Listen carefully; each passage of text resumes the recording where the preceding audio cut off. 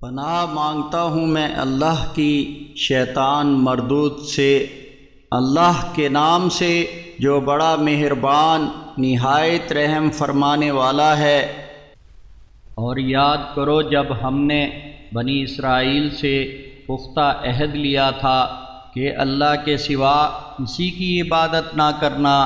اور والدین، قرابت داروں،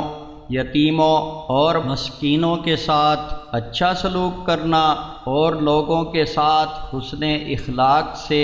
گفتگو کرنا، صلاۃ قائم کرنا اور زکوٰۃ دیتے رہنا۔ پھر تم اس عہد سے پھر گئے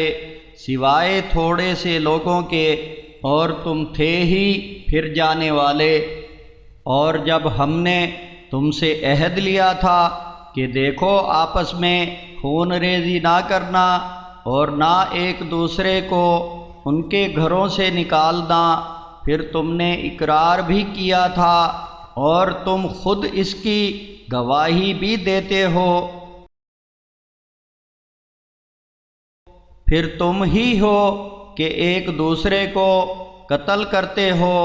اور اپنے ایک گروہ کو ان کے گھروں سے نکالتے ہو، اور ظلم و زیادتی سے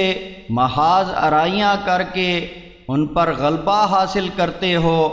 اور اگر وہ تمہارے پاس جنگی قیدی ہو کر آئیں تو ان کو فدیہ لے دے کر چھڑاتے ہو، حالانکہ ان کا گھروں سے نکالنا ہی تم پر حرام تھا۔ تو کیا تم کتاب کی بعض باتیں مانتے ہو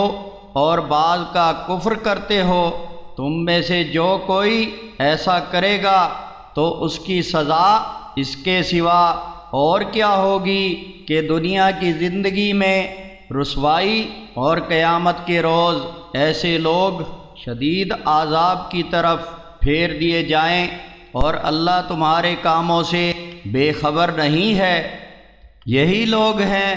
جنہوں نے آخرت کے بدلے دنیاوی زندگی خریدی ہے، نہ تو ان کا عذاب ہلکا کیا جائے گا اور نہ ہی ان کی مدد کی جائے گی۔